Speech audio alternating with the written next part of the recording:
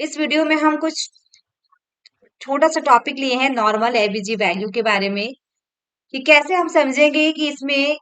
Alkalosis metabolic alkalosis है या फिर मेटाबॉलिक एसिडोसिस है या फिर रेस्पिरेटरी अल्कालोसिस या एसिडोसिस है। इसकी वैल्यू क्या रहेगी, किसका वैल्यू कम रहेगा या ज्यादा रहेगा या फिर इंक्रीज या डिक्रीज करेगा, तो राइट आंसर क्या आएगी। इस टॉपिक से डियर आपका 3 या 4 क्वेश्चन एम्स नॉर्सेट में आएंगे और जितने भी एम्स का भी वैकेंसी आई है सभी एम्स में भी क्वेश्चन पूछा जा सकता है। तो आइए हम स्टार्ट करते हैं देर ना करते हुए। तो जो मेरे चैनल पे नए टाइम विजिट करें, फर्स्ट टाइम विजिट कर रहे हैं, तो चैनल को सब्सक्राइब कर लीजिएगा और साथ में बेल आइकन प्रेस कर लीजिएगा और टेलीग्राम चैनल पे आप ज्वाइन कर लीजिएगा यदि आपको इन फ्यूचर में किसी तरह की पीडीएफ आपको लेनी है, पीडीएफ चाहिए, तो इसमें फ्री ऑफ कॉस्ट आपको सारी पीडीएफ अवेलेबल करवाई जाएंगी। कुछ दिनों के बाद आपको टेलीग्राम पे मिल जाएंगे एंड टेलीग्राम पे जो भी होती है सारा कुछ शेयर की जाती है, तो आप टेलीग्राम चैनल में ज्वाइन कर लीजिएगा। वेद नर्सिंग क्लासेस के नाम से सर्च कीजिएगा टेलीग्राम पे जाकर, उसमें आपको आ जाएगी वेद नर्सिंग क्लासेस है, फिर आप ज्वाइन कर लेना और इंस्टाग्राम को भी फॉलो अप कर लीजिएगा। तो आइए हम स्टार्ट कर रहे हैं। यहाँ पे देखिएगा सभी के बारे में बताया गया डियर। पीएच, पीएच का फुल फॉर्म क्या होता है सबसे पहले आपका, सबसे पहले हम जान लेते हैं कि पीएच का फुल फॉर्म क्या है, जो कि आप यहाँ पे देख पा रहे हैं क्या होता है। तो यहाँ पे पीएच का फुल फॉर्म क्या है आपका, देखिए पोटेंशियल ऑफ हाइड्रोजन, क्या हो रहा है आपका पोटेंशियल ऑफ हाइड्रोजन। पीएच का नॉर्मल वैल्यू क्या रहेगा आपका 7.35 से लेकर 7.45 तक, कितना तक है आपका 7.45 तक, ठीक है। पीएच की नॉर्मल वैल्यू की बात करें यहाँ पे, देन आपका PaCO2 रहता है MM ऑफ Hg, ठीक है ना। तो इसमें से आपका PaCO2 का फुल फॉर्म भी आ सकता है या फिर कुछ भी पूछ दे यहाँ पे क्वेश्चन में। तो यहाँ पे POC2 का फुल फॉर्म पहले जान लेते हैं क्या होता है, partial pressure of arterial carbon dioxide. क्या हुआ, CO2 है कार्बन डाइऑक्साइड, तो partial pressure of arterial carbon dioxide, जिसका नॉर्मल वैल्यू कितना होगा डियर 35 से कितना रहेगा 45 रहेगा, कितना रहेगा आपका 35 से 45 रहेगा, ठीक है। नेक्स्ट में आपका कितना है, बाइकार्बोनेट FeO3 माइनस में MmOl पर L है, ठीक है ना। जिसमें से आपका कितना होगा इसमें, तो यहाँ पे 4 ऑप्शन दिया गया है। मिलीमीटर ऑफ मोल जो है आपका पर लीटर के हिसाब से चलेगा, तो मिली लीटर मोल पर लीटर के 21 से 28 तक इसकी रेंज क्या होती है, नॉर्मल होती है। क्या होती है आपका नॉर्मल होता है, मिली मोल हम लोग बोलते हैं इसको, मिली मोल पर लीटर, ठीक है। SCO3 माइनस मिली मोल पर लीटर, जिसको हम बाइकार्बोनेट इसको कहते हैं SCO3 को। इसकी नॉर्मल वैल्यू जो है आपका कितना 21 से 28 है, इसकी नॉर्मल वैल्यू कितना डियर 21 से आपका 28 है, ठीक है ना। तो यहाँ पे नॉर्मल वैल्यू आपका 21 से 28 आएगा, ठीक है। नेक्स्ट आपका देखेंगे PaO2, PaO2 का MM ऑफ Hg यानी कि मिलीमीटर ऑफ मरकरी कहते हैं। इसकी नॉर्मल वैल्यू कितना है 80 से 100, 80 से 100। तो इसे आप स्क्रीनशॉट ले लीजिए या फिर आप देख लीजिएगा इसकी कि नॉर्मल वैल्यू क्या है, याद रखना होगा आपको, तभी आप इस क्वेश्चन को, इससे क्वेश्चन जो भी आएंगे आपका फंडामेंटल ऑफ नर्सिंग इस टॉपिक से रिलेटेड, तो आप करेक्ट आंसर कर पाएंगे। यहाँ पे देखिए इसका PaO2 को क्या कहते हैं हम लोग, एल्वेओलर ऑक्सीजन प्रेशर, ठीक है ना। तो ये आपका हो गया सभी का full form and normal value क्या है, नॉर्मल वैल्यू क्या है। नेक्स्ट में हम देखेंगे, नेक्स्ट जो देख पा रहे हैं आप देखिए रेस्पिरेटरी एसिडोसिस, कैसे समझेंगे डियर कि रेस्पिरेटरी एसिडोसिस है, रेस्पिरेटरी एसिडोसिस। तो हमारा रेस्पिरेटरी एसिडोसिस में सबसे पहले क्या हो रहा है आप देख पा रहे हैं यहाँ पे, सबसे पहले क्या हो रहा है रेस्पिरेटरी एसिडोसिस में कि पीएच का मान जो हमारा है, क्या हो रहा है यहाँ पे पीएच का मान डिक्रीज हो रहा है। और इसमें देखिएगा पीएच का मान डिक्रीज के साथ साथ यहाँ पे हम देखेंगे PaCO2 पार्शियल प्रेशर क्या है आपका कार्बन डाइऑक्साइड, ये इंक्रीज कर रहा है। और HCO3 क्या हो रहा है, ये नॉर्मल रहेगा, ठीक है ना। SCO3 क्या रहेगा, नॉर्मल रहेगा बाइकार्बोनेट। अब यहाँ पे हम बात करेंगे पीएच का वैल्यू डिक्रीज रहेगा तो कितना से कम रहेगा, तो पीएच का वैल्यू हम लोग अभी देखे जस्ट कि 7.35 से लेकर 7.35 है ना, यहाँ पे 7.35 से लेकर 4 कितना देखे हम लोग 7.45 तक, ठीक है ना। कितना देखे हम लोग 7.35 से लेकर 7.45, ठीक है। तो ये हमने क्या देखा, नॉर्मल वैल्यू देखा किसका, पीएच का। तो हमारा कम है यानी कि किससे कम रहेगा डियर, तो 7.35 से कम रहेगा, तो हम रेस्पिरेटरी एसिडोसिस में हम पीएच को कहेंगे, यानी 7.35 से कम। नेक्स्ट हमने क्या देखा, partial pressure of carbon dioxide, इसकी नॉर्मल वैल्यू हमने क्या देखा, आपका कितना मिला,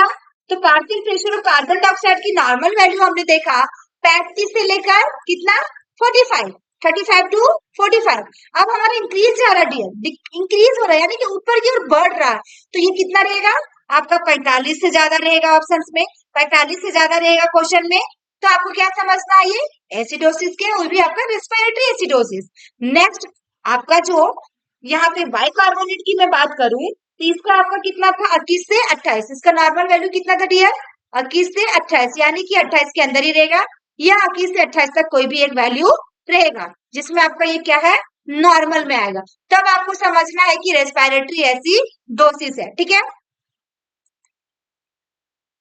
नेक्स्ट अब रेस्पिरेटरी अल्कालोसिस, अल्कालोसिस में आपको क्या होगा डियर, अल्कालोसिस में देखेंगे, अल्कालोसिस में हमारा पीएच की मान क्या हो रहा है,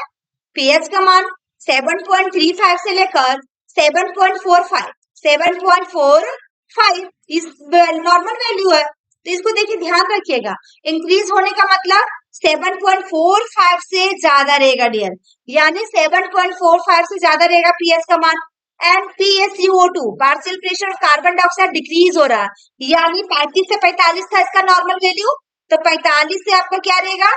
यहाँ पे 35 से लेकर 45, देखिए यहाँ पे बोल बोल के भी आप लोग को याद हो जाएगा इसका वैल्यू, ठीक है, बार बार जो रिपीट हो रहा है, तो 35 से 45, तो आपका 35 से कम रहेगा, क्या रहेगा 35 से कम रहेगा, ठीक है ना, किसमें आपका ये PaCO2। एंड SCO3 इसमें क्या रह रहा है आपका, ये भी आपका नॉर्मल रह रहा है, क्या रह रहा है नॉर्मल रह रहा है। तो आई होप कि आपको समझ में आ गए होंगे दोनों रेस्पिरेटरी एसिडोसिस एंड अल्कालोसिस, ठीक है।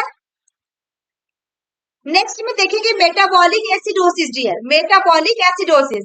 मेटाबॉलिक एसिडोसिस हम कैसे समझेंगे, यदि हमें फॉर्मूला नहीं मालूम रहेगा, नॉर्मल नहीं मालूम रहेगा, तो हमें समझना थोड़ा मुश्किल होगा। तो यहाँ पे मेटाबॉलिक एसिडोसिस हम देखेंगे, इसको हम कैसे डिफाइन करेंगे, तो सबसे पहले बात जान लेते हैं कि पीएच की वैल्यू जो हमने देखा 7.35 से लेकर 7.45 तक जो नॉर्मल वैल्यू है उससे हमारा कम रहेगा, यानी कि 7.35 से कम रहेगा। जब कम रहेगा डियर, तो कम को आपको लेना है, ज्यादा से नहीं कम करना, ठीक है। और इसमें PaCO2 इसमें क्या हो रहा है आपका नॉर्मल हो रहा है, यानी कि 35 से 45 तक, इसमें कितना रेंज बताए थे हम 35 से 45 तक PaCO2 का वैल्यू होता है जो आपको नॉर्मल रहेगा, ठीक है। एंड SCO3 बाइकार्बोनेट जो आपका है इसमें कम हो रहा है, यानी कि 21 से कम रहेगा, 21 से 28 इसकी नॉर्मल वैल्यू, किसका आपका बाइकार्बोनेट का, तो 21 से आपका कम रहेगा। अति डियर एक चीज समझ जाइए, अभी तक यदि आपको कंफ्यूजन होगा तो 21 से 28 इसकी नॉर्मल है, ठीक है। कहीं ऑप्शन में आपका रहेगा कि 21 से कम है, ठीक है ना, लेस देन 21 क्वेश्चन में ऐसा रहता है, तो आपको समझ जाना क्या है इसमें, SCO3 हमारा 21 से कम है, यानी कि इसमें है मेटाबॉलिक एसिडोसिस, और बाइकार्बोनेट अधिक कम रहता है तो 21 से कम, अधिक ज्यादा रहेगा तो 28 से ज्यादा रहेगा, इंक्रीज रहेगा तो राइट साइड, डिक्रीज रहेगा तो लेफ्ट साइड, हमेशा सभी में आपको फॉर्मूला में ये चीज को ध्यान रखना है। नेक्स्ट है मेटाबॉलिक अल्कालोसिस, ठीक है, मेटाबॉलिक अल्कालोसिस, ये आप कैसे समझेंगे मेटाबॉलिक अल्कालोसिस है, बहुत बड़ा कंफ्यूजन होता है इसमें क्वेश्चन में जब आते हैं, तो राइट आंसर आपको कैसे करना होगा, जब भी हम एबीजी निकालेंगे तो पीएच की वैल्यू क्या रहेगा इसमें बढ़ा हुआ रहेगा, यानी 7.35 से लेकर 7.45 तक होता है जो आपका 7.45, तो ये आपका क्या होगा इससे ज्यादा बढ़ा मिलेगा, यानी ये वाला बॉक्स जाएगा, क्योंकि इंक्रीज है 7.45 वाला बॉक्स जाएगा, उससे ज्यादा हो रहा है। And partial pressure of carbon dioxide क्या हो रहा है ये आपका, ये नॉर्मल है आपका 35 से 45 के बीच में है। एंड SCO3 आपका क्या हो रहा है इसमें इंक्रीज हो रहा है, इंक्रीज हो रहा है, बढ़ रहा है, यानी कि 21 से 28, 21 से 28 जो हमारा नॉर्मल वैल्यू किसका बाइकार्बोनेट का SCO3 का, तो हमारा क्या होगा 28 से ज्यादा हो रहा होगा ऑप्शंस में, क्वेश्चन जो पूछा गया है, तो आपको राइट आंसर क्या करना होगा डियर मेटाबॉलिक अल्कालोसिस, यदि ऐसा मिले तो वेरी वेरी इंपॉर्टेंट टॉपिक था ये आपका, आई होप कि चारों आप लोग को समझ में आ गए होंगे। एक एग्जाम्पल के तौर पे मैंने क्वेश्चन ली है, जिस क्वेश्चन को हम आगे देखते हैं, यहाँ पे देखिएगा, a patient who is in unresponsive situation, क्या है unresponsive situation, is reported to the emergency trials with unknown history, with unknown history, उसे कोई भी अपने हिस्ट्री के बारे में नहीं मालूम है, लेकिन अनरिस्पॉन्सिव सिचुएशन में गया है, पेशेंट बिल्कुल रिस्पॉन्स नहीं कर रहा है, reported to the emergency, trials with unknown history, on assessment it is found respiration and deep and rapid, respiration जो मिल रहा है डीप एंड फास्ट मिल रहा है, एबीसी वैल्यू आर कितना है उसका, पीएच की वैल्यू कितना है, देखिएगा पीएच का वैल्यू कितना आया आपके पास 7.20 आया, एंड पीएसीओ2 का वैल्यू कितना आया, PaCO2 का वैल्यू कितना है आपके पास, कितना है यहाँ पे, तो देखिए कितना है 21 है, कितना है 21 है आपका, फिर उसका PaO2 का वैल्यू कितना है, PaO2 का वैल्यू कितना है यहाँ पे डियर, देखिएगा 92 है, 92 है, एंड आपका SCO3 बच गया, SCO3 बच गया हमारे पास, तो यहाँ पे कितना है dear, you interpret this value to indicate, ये चार में से कौन सा ऑप्शन इसमें राइट आएगा डियर, देखिएगा सबसे पहले हमारा एबीजी जो है आर्टियल ब्लड गैस, सबसे पहले पीएच का वैल्यू यहाँ पे 7.20, यानी समझिए कि हमारा क्या है, नॉर्मल से कम हो रहा है, 7.35 होता है नॉर्मल और 4.5 तक जाता है, PaCO2 यानी partial pressure of carbon dioxide, वो भी आपका क्या हो रहा है, डिक्रीज हो रहा है, क्योंकि इसमें 35 से 45 है इसकी वैल्यू, और PaO2 है डियर, इसकी वैल्यू क्या होता है, PaO2 का आपका वैल्यू, तो इसमें 80 से 100 होता है, कितना होता है 80 से 100 होता है, PaO2 का वैल्यू कितना होता है 80 से 100, ठीक है, 80 से, इसकी मैं बार बार जिक्र नहीं की उधर, 80 से 100 होता है डियर, 80 से 100 होता है किसका, PaO2 का, ठीक है। नेक्स्ट आपका, जिसको हम एल्वेलर यहाँ पे ऑक्सीजन जिसको प्रेशर बोले, PaO2 का फुल फॉर्म, ठीक है, तो इसकी जो 80 से 100 रहेगा, कितना रहेगा 80 से 100 रहेगा इसकी नॉर्मल वैल्यू, ठीक है। अब यहाँ पे बात करें बाइकार्बोनेट की, तो बाइकार्बोनेट हमने देखा नॉर्मल वैल्यू कितना देखा 21 से 28, है ना, अब यहाँ पे हमारा कितना दिया हुआ है 8 दिया हुआ है, तो इसमें राइट आंसर क्या होगा डियर, सभी का सभी अंक आपको डिक्रीज मिल रहा होगा, लेकिन एक आपका बढ़ा हुआ मिल रहा है, कौन सा मिल रहा है बढ़ा हुआ, PaO2, ठीक है ना, कौन सा बढ़ा हुआ मिला आपको, PaO2, यानी कि जो कि आपका एल्वेलर आपका प्रेशर जो है आपका ऑक्सीजन प्रेशर, ठीक है ना, एल्वेलर ऑक्सीजन प्रेशर, ये आपका क्या है बढ़ा हुआ है, इसमें आपकी राइट आंसर क्या होगा, आप लोग भी कमेंट बॉक्स में कमेंट कीजिएगा इसका आंसर, इसमें आपकी राइट आंसर क्या आएगी, ये आप लोग के लिए क्वेश्चन है dear, very very important question है, जो मैंने यहाँ पे डिटेल्स में आप लोग को यहाँ पे समझा दी कि यहाँ पे पीएच के वैल्यू कम है आपका, PaCO2 की वैल्यू भी कम है, एंड PaO2 की वैल्यू थोड़ा बढ़ा हुआ है, 80 से 100 होता है इसका नॉर्मल वैल्यू, देन उसके बाद SCO3 भी आपका कम है, तो रेस्पिरेटरी एसिडोसिस होगा, मेटाबॉलिक एसिडोसिस होगा, या फिर रेस्पिरेटरी अल्कालोसिस होगा, या फिर मेटाबॉलिक अल्कालोसिस होगा, चार ऑप्शन दिया गया डियर, चार ऑप्शन दिया गया है, इसमें आपका राइट आंसर क्या आएगा, आपको देखिए PaO2 के बारे में तो पूरा डिटेल में हमने उधर देखा नहीं, चार डायग्राम में वही चीज नहीं है, तो आपको इसी चारों में से आपको ये कर लेना है, मतलब कि अपने आप को इवैल्यूएट कर लेना है कि इसमें से होगा क्या, क्योंकि पीएच कम है, PaCO2 भी कम है और SCO3 भी कम है, तो ये किसमें जाएगा, हमने किसमें देखा कि दोनों डिक्रीज हो रहा है और किसमें देखा कि दोनों इंक्रीज हो रहा है, तो आपको ये चीज को ध्यान रखना है, ठीक है। तो आई होप कि आपको ये क्वेश्चन का आंसर आपको कमेंट बॉक्स में कमेंट करना, मैं उम्मीद करती हूँ कि जितने भी स्टूडेंट इस वीडियो को देखेंगे सभी सभी को इसमें राइट आंसर जरूर करें। Thank you for watching my video. Next day हम, यदि ये वीडियो अच्छी लगी तो आप लोग कमेंट बॉक्स में कमेंट जरूर कीजिएगा डियर। नेक्स्ट डे मैं सोच रही हूँ आपका ईसीजी का जो होता है